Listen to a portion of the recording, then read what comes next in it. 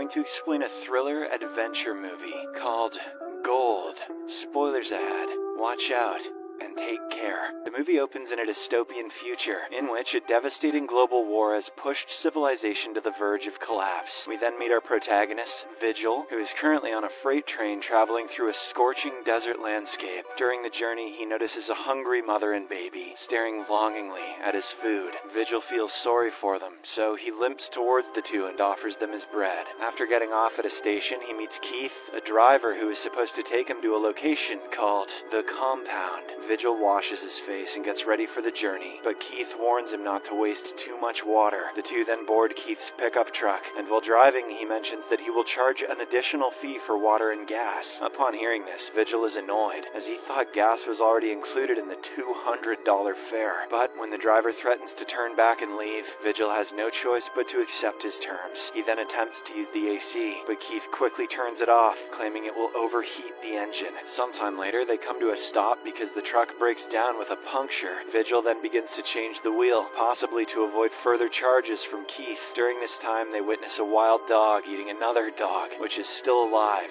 but severely injured. Feeling pity for the poor creature, Keith chases the attacking dog away, and then kills the injured one with a stone to stop its suffering. At night, the duo camps in the desert and talks about their country's problems. Keith then asks Vigil why he's going to the compound, and the latter shows him an advertisement pamphlet offering a job and a better life there. When the driver sees this, he starts laughing and says it's not what he expects, as they only make false promises to attract cheap labor. He claims that there's nothing good there, except for pain and hard work. However, Vigil isn't bothered, as life where he comes from isn't any better. The next day, the two continue their journey, and Vigil even takes over the wheel while Keith sleeps. Our cheeky hero takes this opportunity to use the AC, but it turns out to be a huge mistake. As the driver had warned, the truck begins to overheat and eventually breaks down. Keith soon awakens in a rage and starts shouting at Vigil, who quickly apologizes for his actions. Later, while Keith is busy repairing the vehicle, Vigil walks a short distance away to relieve himself. There, a pile of rocks catches his attention, and he notices something glittering beneath that appears to be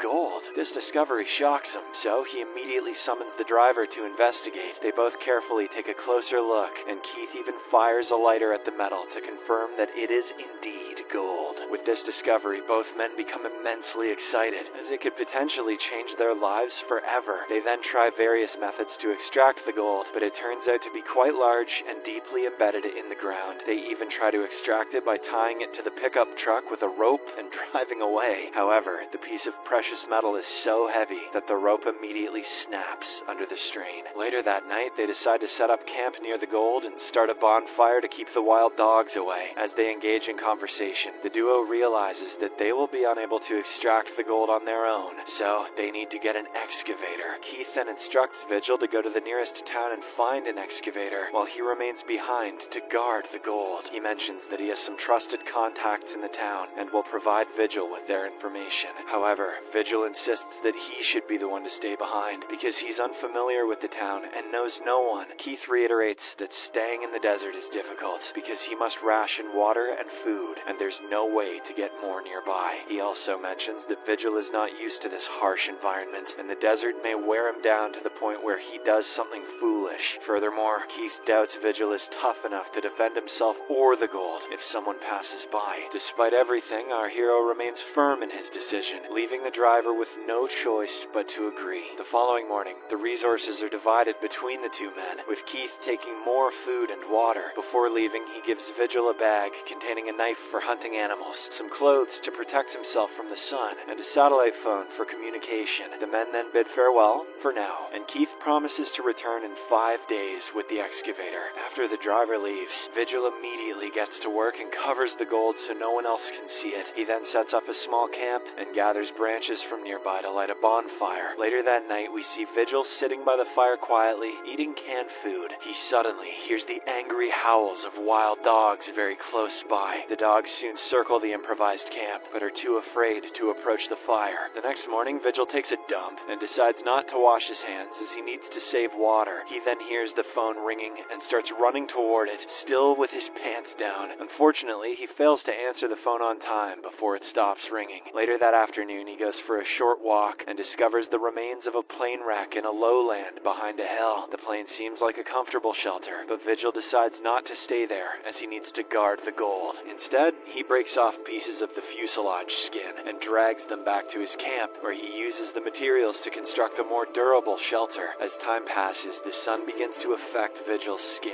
causing several sunburns on his face. With nothing else to do, he starts digging the sand around the gold and eventually breaks off a good chunk, which makes him very happy. Hours later, the phone rings, and it turns out to be Keith. He reveals that his truck has been damaged and that it will take him longer to return. Vigil then tells him about the piece of gold he was able to remove, but the driver tells him to wait and not do anything else until he arrives. As the days pass, Vigil's supplies begin to run out, leaving him in a desperate situation. His burns are also getting worse, and he has very little water left. Despite everything, he continues to caress the piece of gold as if it were his baby. One morning, Vigil notices a snake approaching and decides to catch it with his knife for food. However, it quickly escapes, and the man is frustrated to discover that he accidentally threw away almost all of the water while trying to catch the snake. In the afternoon, Vigil returns to the plane crash site when he notices a woman approaching from afar. He immediately hides inside the plane, but the woman notices him and strikes up a conversation. She asks him to come out and inquires about what he's doing and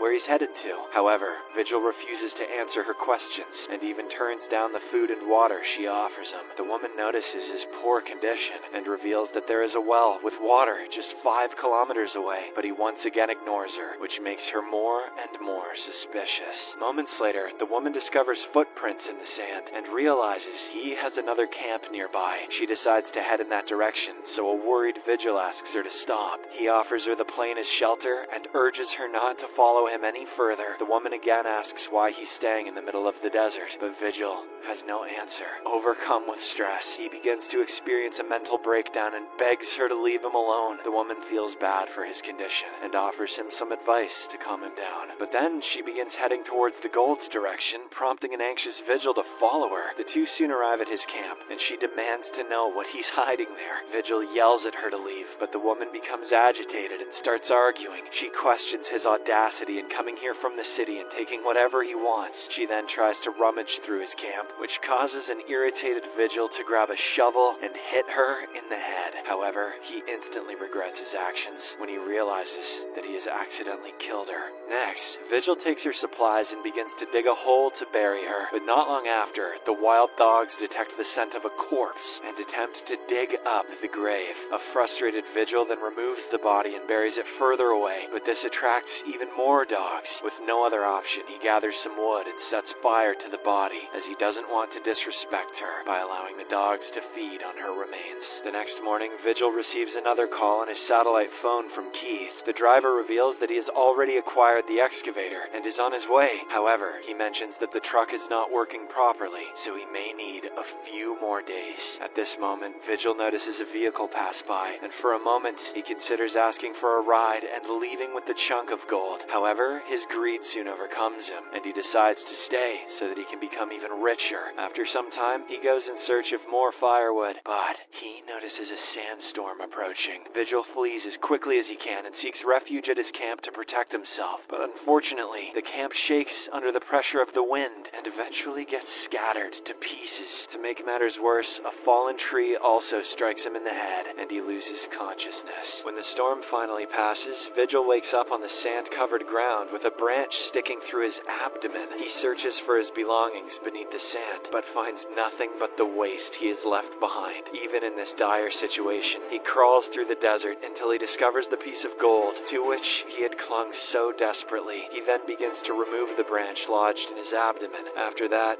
Vigil cauterizes the deep wound with a can lid heated over the fire and wraps it in a dirty rag before losing consciousness again. In the next scene, Vigil wakes up and is shocked to see the woman he had killed pointing an arrow at him. But before he can say anything, he passes out again. He later awakens next to a bonfire, and the woman offers him some water. Vigil then begins to hear the same words she said to him the first time they met. However, he believes she's just a hallucination, and the heat and dehydration are starting to get to him. The next day, he continues to see the woman, who keeps taking care of him. When Keith calls him, Vigil tells him about the woman and how he has been seeing her everywhere. This freaks Keith out, and he assumes she's after the gold, so he asks Vigil to get rid of her. However, the latter reassures him that she doesn't know about the gold and that he will handle the situation. Sometime later, the woman returns with food and gives some to Vigil. Seeing his poor condition, she also offers to take him to the nearest well, but he shouts at her to leave him alone. The woman agrees, but before leaving, she asks if he has seen her sister. This means that the one he killed earlier was her twin. Vigil is shocked by the revelation, and he asks her to leave